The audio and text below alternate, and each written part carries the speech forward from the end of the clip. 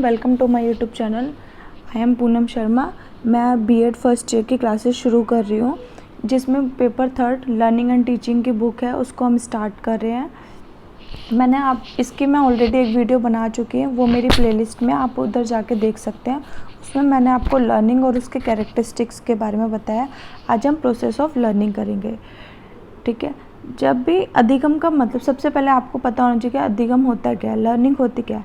जब भी हम कुछ भी चीज़ सीखते हैं, उससे हमारे व्यवहार में जो भी परिवर्तन आता है उसको हम लर्निंग कहते हैं। अब इसकी क्या क्या प्रक्रिया है उसके बारे में हम पढ़ेंगे। अधिगम की प्रक्रिया, प्रोसेस ऑफ लर्निंग। किसी भी प्रक्रिया को सीखने का अर्थ है कुछ क्रियाओं को एक साथ संपन्न करके संपूर्ण रूप से किसी अनुभव को प्राप्त करना। अधिगम जन्म से लेकर मृत्यु तक चलने वाली प्रक्रिया है। व्यक्ति प्रत्येक परिस्थितियों से कुछ न तो कुछ जरूर सीखता है और अपने व्यवहार में उसमें परिवर्तन लाता है। इस प्रकार अधिगम एक क्या बहुत बड़ी प्रक्रिया है।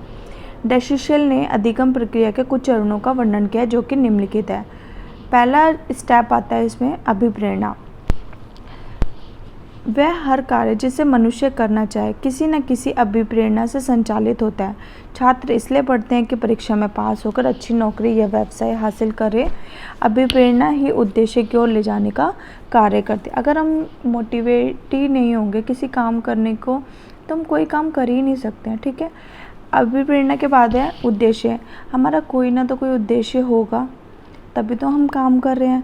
किसी कार्य को सीखने को कोई ना कोई उद्देश्य होता है। मनुष्य का भी अपनी आवश्यकताओं के अनुसार किसी भी क्रिया को सीखने का कोई ना कोई उद्देश्य होता है। मनुष्य उस क्रिया को नहीं सीखना चाहता जो उसके उद्देश्य की पूर्ति ना करता। अतः व्यक्ति का व्यवहार उद्देश्यहीन नहीं होना चाहिए कि हम कोई भी काम कर रहे हैं उसका कोई मतलब ही नहीं है, हम बेफालतू में सीख, ऐसा कभी होता है नहीं ना। तो मनुष्य अपनी आवश्यकताओं की पूर्ति करने के लिए कार्य करता है। अब हमारा मोटिवेशन भी, हमारा गोल भी है, ठीक है। उसके बाद हम किसी चीज़ को पाना चाहते हैं, उसमें बहुत सारे क्या आते हैं, ऑब्स्टिकल्स आते हैं, बाधाएं आती हैं। उद्देश्य की प्राप्ति के दौरान बाधाओं को उत्पन्न होना निश्चित है। इन बाधाओं की उपस्थिति में व्यक्ति अनेक प्रकार को संभावित व्यवहार करता है, तभी वह इसके पश्चात किसी उपयुक्त व्यवहार पर पहुंचता है। उपयुक्त व्यवहार होने पर इन बाधाओं को नियंत्रित किया जा सकता है। अभी यहाँ पे देखिए, ये क्या हमको अभिप्रेरित है हम, ठीक है। इसमें व्यक्ति बहुत सारे क्या करता है, प्रति रिस्पॉन्स करता है, फिर वो अपने उद्देश्य पे पहुंचता है और फिर यहाँ से वो अपनी बाधाओं को क्या करता है, दूर करता है। ये क्या एक प्रोसेस है, सीखने में बाधाओं का उत्पन्न होना। विभिन्न अनुक्रियाएं बाधाओं को दूर करने के लिए तथा उद्देश्य तक पहुंचने के लिए विभिन्न अनुक्रिया करता है। व्यक्ति बहुत सारी क्रियाएं करता है, रिस्पॉन्स करता है, लेकिन सभी अनुक्रियाएं सही नहीं होती। ऐसा नहीं है कि व्यक्ति जो भी कर रहा है वो सही कर रहा है, नहीं। ऐसा कभी कभी होता है कि वो सही भी कर रहा है, कभी कभी गलत भी करता है। गलत करता है तो उसका गोल नहीं मिल पाता। अगर सही करता है तो वह उद्देश्य की प्राप्ति के लिए वह कुछ विशेष प्रकार की अनुक्रियाएँ करता है। पुनर्पूरण, रीइंफोर्समेंट के अंतर्गत वे सभी क्रियाएं आती है जिनसे विवश होकर विद्यार्थी को क्रियाएं करनी पड़ती हैं, ठीक है। अध्यापक का आदेश, स्वयं की इच्छा, बड़ों के सम्मान तथा सामाजिक मर्यादा से प्रभावित होकर कार्य किए जाते हैं, वे सभी पुनर्बलन के अंतर्गत आते थे, ठीक है।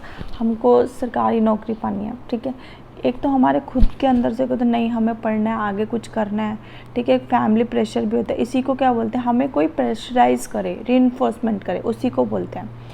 अब 6 लास्ट स्टेप्स क्या होता है, एकीकरण एवं समानीकरण, इंटीग्रेशन एंड जनरलाइजेशन। अधिगम की क्रिया विभिन्न अंगों का संगठन नवीन ज्ञान को पूर्व ज्ञान से जोड़ने के लिए किया जाता है। जब तक नवीन ज्ञान को पूर्व ज्ञान से साथ नहीं जोड़ा जाता तब तक वह संपूर्णता प्राप्त नहीं करती है, ठीक है। ये हमारे स्टेप में क्या होता है कि हमारा जो भी पुराना ज्ञान है उसको हम नवीन ज्ञान के साथ जोड़ के तभी आगे बढ़ सकते हैं। अगर हम ये नहीं करेंगे तो अधिगम की क्रिया पूरी नहीं होगी। अतः यह स्पष्ट है कि अधिगम के अंतर्गत अनेक अनुक्रिया उपक्रिया निहित होती हैं जो उसे पूर्णता प्रदान करती हैं, ठीक है। ये आप डायग्राम जरूर पेपर में बनाएं। अधिगम की प्रक्रिया, पहले व्यक्ति क्या होता है, अभिप्रेरित होता है, फिर अपने उद्देश्य की तरफ जाता है। उद्देश्य को प्राप्त करने के लिए बहुत सारी बाधाएं आती हैं, फिर बाधाओं से निपटने के लिए वो बहुत सारी क्रियाएँ करते हैं। फिर वो धीरे धीरे जब थकने लगता है उसको लोग पुनर्बलन देते हैं। फिर उसके बाद लास्ट स्टेप है एकीकरण एवं समानीकरण, पूर्व ज्ञान को नए ज्ञान से जोड़ना।